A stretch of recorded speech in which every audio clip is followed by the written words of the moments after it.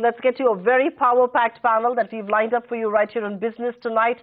Three of the country's top editors that viewers and readers swear by. Arnab Goswami, Sagarika Ghose Dilip Padgaonkar join us right here on Business Tonight to take the discussion forward. Arnab, I will begin with you. Thanks very much for being with us, sparing time away from Times Now as you discuss and debate elections there. But do you believe this very decisive vote is actually in favor of AAP, or is this also a mandate against the BJP and the Congress at one level? Well, I think it's obviously a mix of both, but it would be foolish for the BJP to presume that this is simply a vote for the Aam Aadmi Party. I haven't got the exact figures yet, but if you see the vote share gap between these two parties is now phenomenal. It's over 20%. This tells you that not just has the Aam Aadmi Party got about 14 to 15% of the straight Congress vote, which the Congress Party has lost, has come into the Aam Aadmi Party account, but it's got an accrual of about 8 to 10% from somewhere else. If you also look at the areas and the extent to which the Aam Aadmi Party is winning, you would find that the Aam Aadmi Party is winning in areas which have been traditionally not just strongholds, but which have been firewall areas for the BJP. And it's gone into those areas and snatched away about 35 to 40% plus vote. So a large part of the BJP vote has moved away. A large part of the BSP vote goes to the Aam Aadmi Party, and almost 50 to 60% of the Congress vote goes to the Aam Aadmi Party. So it is a rejection of the BJP in the sense that none of these votes actually went for the BJP. And that's a huge, huge gap between both these parties. So I think it's a mix of both. So Sagarika, help us understand what went wrong for the BJP, for the mood of the electorate to have changed so dramatically in a period of 8-9 months. Do you think the move to field Kiran Bedi is backfired? Kiran Bedi was a losing proposition for the BJP. The BJP cadre sat down. The BJP cadre came out in open dissent against the High Command, which had foisted Kiran Bedi on them. And the fact that Harshvardhan, who is a senior seasoned leader of the Delhi BJP, was completely marginalized in this election, I think took a heavy toll on the BJP. Also, communal mobilization within the BJP backfired badly in places like Bawana and Trilokpuri, where they tried communal mobilization. The Delhi voters, an urban voter, is cosmopolitan, is not looking to be mobilized on communal grounds, and there was a decisive rejection of that. Also, I think, importantly, the Obama visit, which was supposed to be a PR coup for the BJP government at the center, I think turned out to be a PR disaster. First of all, the wearing perhaps of the 10 lakh suit by the Prime Minister, the kind of gaffes that came out perhaps in the addressing the US President by the first name, and also that very strong statement by the US President at the end saying, watch out for your religious freedom. Religious freedom can divide India. So I think the Obama visit also went to the detriment of the BJP in this election. So all these factors combined, I think, has created this massive result for the Aam Aadmi Party. But Dilip, I may bring this to you. Is Delhi vote in some sense the antithesis of the Modi government's agenda? Capitalism, free market, wing foreign investment, going all out there, and of course a very vibrant foreign policy. Is this a vote against all of this at one level as well? I don't think so. I don't think this is a vote against the overall policies of the BJP, except in a couple of senses, which I shall come to in a minute. Because I don't think the old-style socialism, freebies, populism, these are things that that are of much interest to today's voters, whether in Delhi or elsewhere. What people expect is to deliver in terms of prices, to deliver in terms of availability of civic services, and to deliver in terms of jobs for youth. I think people measure these things, and they say, look, in May we voted for the Modi government because he promised us to do lots of things. He promised us, for example, that he'd get black money back in 100 days, and that each Indian would be a recipient of 50 lakhs rupees. Now, of course, nothing has happened on that score. So people really don't care whether you're on first-term names with the President of the United States, whether you've signed the nuclear deal and what you've done in WTO and so on and so forth. These are bread and butter issues, and my feeling is that the AAP was able to win on both sides. That's to say, AAP did not indulge in these highfalutin policies. It stuck to bread and butter issues. The other thing, of course, which harmed the BJP tremendously is the kind of fairly vicious personal attacks that they launched against Kejriwal. I think to that extent, the people of Delhi said, we can't let this pass. This is crossed every Lakshman Rekha possible, and we're going to teach BJP a lesson. In some sense, you've actually put your finger on what the reasons could be. But Arnab, if I may come to you, you've been speaking to BJP leaders one after the other. Who do you think the buck needs to stop with? Who should get the flak for this entire verdict? Should it be Kiran Bedi, who was imported? Should it be, of course, the fractious local Delhi unit? Or should the buck actually stop with the Prime Minister himself and his chief strategist, Amit Shah? Well, you know, the decision to field Kiran Bedi was a decision taken by the BJP leadership. So whether or not Kiran Bedi worked, the first responsibility would have to be of the BJP leadership and party president Amit Shah, because all the decisions were clearly ratified by him. And even that midnight 11 p.m. press conference where Kiran Bedi's name was hurriedly announced, where Amit Shah, when asked questions on this, said, you know, you run your channels and I'm going to run my party, gave a tone and tonality of a BJP president who felt he was not just supreme, but who also felt that he had got his strategy and his mathematics right. Your point on Kiran Bedi is right. She contributed absolutely nothing. Did she take away anything from the BJP? Probably she did, because she was not a visible candidate.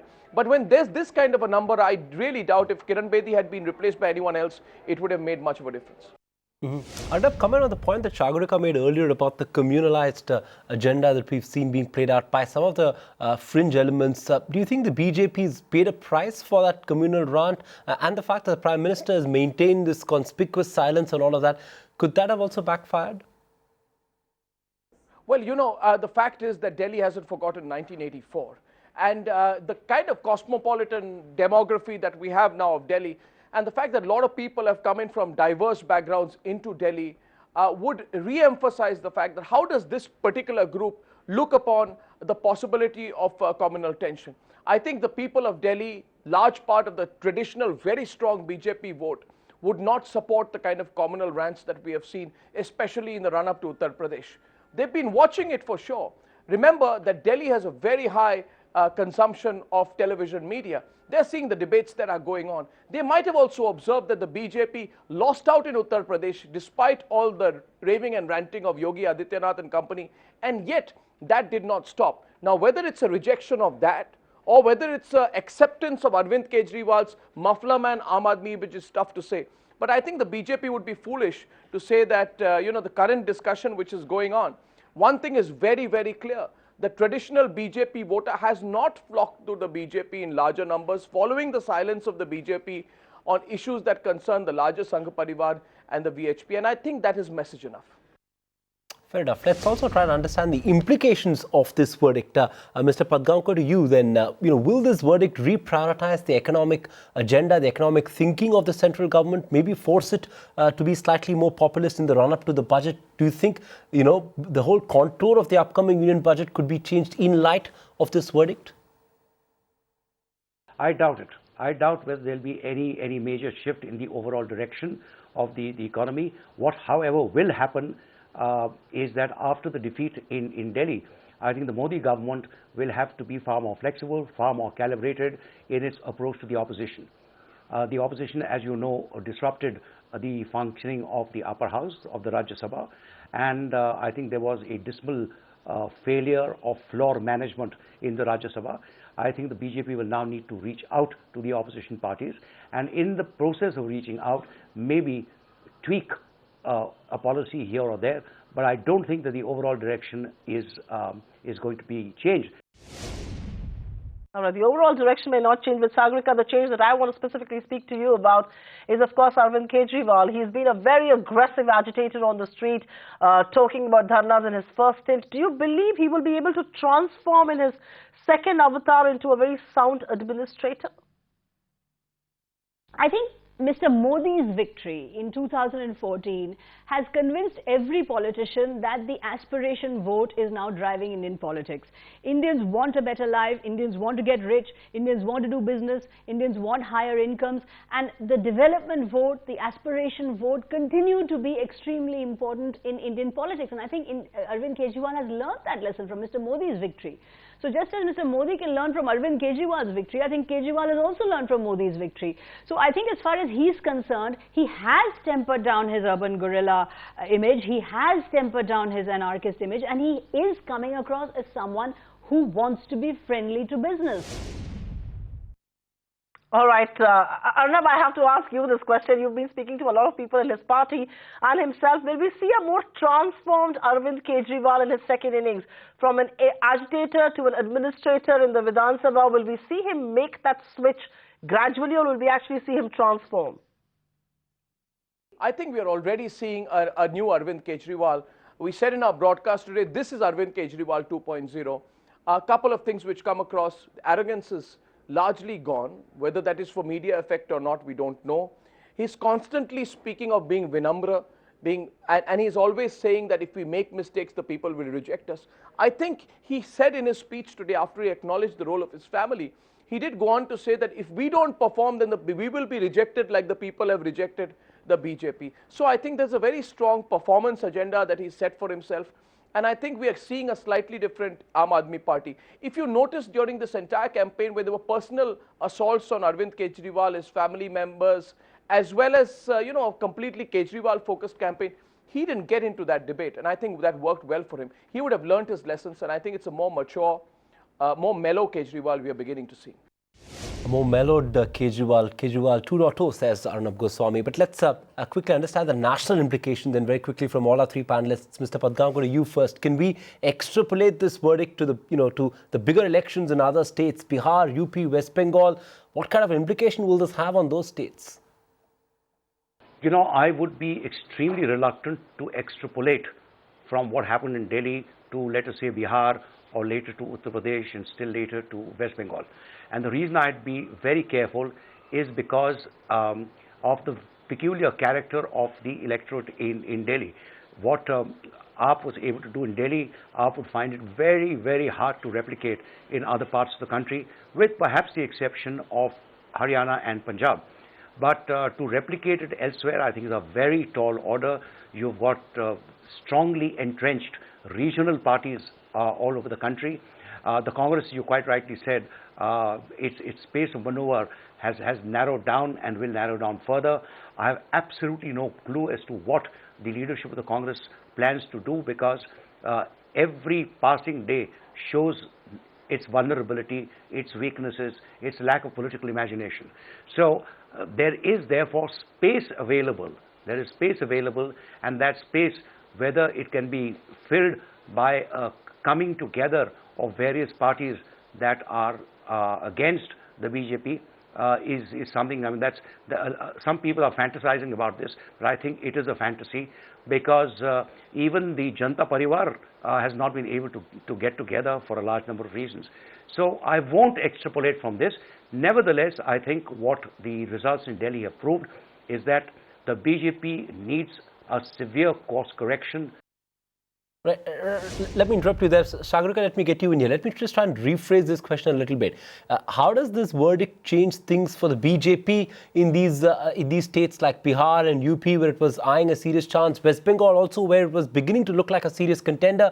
Does it make things a little tougher for the BJP? Does it galvanize the anti-BJP forces? What's the big picture? I think you're right. It will galvanize the anti-BJP forces, but at the same time, AAP remains, as I keep saying, rooted in the milieu of Delhi. I think the kind of anti-VIP rhetoric that the AAP has, the kind of local concerns that the AAP has taken up, the kind of local issues that the AAP has taken up, are all rooted in Delhi. Nonetheless, the invincibility of the Modi-Amit Shah juggernaut has certainly been dented. And certainly the Modi tsunami has hit the Kejriwal, as they say. There is a Kejriwal now, which is standing in the way of the Modi tsunami. So that in itself can be a moral and a kind of political boost to the other opposition parties in the locally, which are locally rooted in the states. I don't think AAP will probably find a foothold in a Bihar or a Bengal. I think, as I say, I think AAP is rooted in Delhi. But on the other hand, if you look at the JDU drama in Bihar is playing out exactly at the same time as the AAP victory is happening in Delhi. There, Mr. Nitish Kumar is going hammer and tongs at Jiten Ram Majhi, accusing him of being a BJP agent. He's hitting out the BJP strongly every day. So I think he's acquired a lot more lung power. He's acquired a lot more tailwind because of the AAP victory. Same with Mamata Banerjee in West Bengal. She also is going to acquire a tailwind. She's also going to acquire that lung power. She has already put her support behind the Aam Aadmi Party. Nitish Kumar has also hailed the Aam Aadmi Party. Lalu has hailed the Aam Aadmi Party. All the Janata Parivar forces have hailed the Aam Aadmi Party. So there is a lot to be said for the fact that there will be a psychological effect of the BJP loss in the other states. All right, since our guests are playing with words here, why should I not? And I'm not putting up the last question to you. The nation would really want to know, what do these polls, on a very serious note, do for elections in Bihar, UP, West Bengal? They have galvanized the opposition ranks, is our assessment. Am I wrong when I say so? No, I think you're right when you say that, because, you know, at the end of the day, politics is firmly about momentum. And there are elections that are due in Bengal, but before that, there are elections that are due in Bihar. I think the Bihar election will be very, very important. I said yesterday on one of my programs that the BJP's policy of inorganic growth, by trying to break the JDU, win over the Jitan Maji camp, and then hope that numerically they get the Dalit vote along with them. This is the kind of, you know, politics. It's frankly politics of skullduggery, and this politics has been rejected by the people in Delhi. So I think what you're going to see is a very, very strongly united socialist parivar, which will now take on a slightly weakened BJP. Index of opposition unity will be high, and I think they are seeing an incentive that 3 or 4 successive defeats that the BJP has, then the momentum it gained in 2014 will be completely lost. I doubt the opposition will give up such an opportunity. And the index of opposition unity perhaps sums this all up. It's been a fascinating election. What a verdict it has thrown up. And Arnab, Dilip Padgaonkar and Sagarika Ghose, thanks very much each one of you for being with us in Business Tonight to give your perspective on what is perhaps the most widely watched elections. Find us on Facebook at facebook.com/ETNow, and don't forget to click the like button. You can also follow us on Twitter at ETNowLive. To stay updated with all our programming, hit the subscribe button on our YouTube channel by logging on to youtube.com/user/ETNow.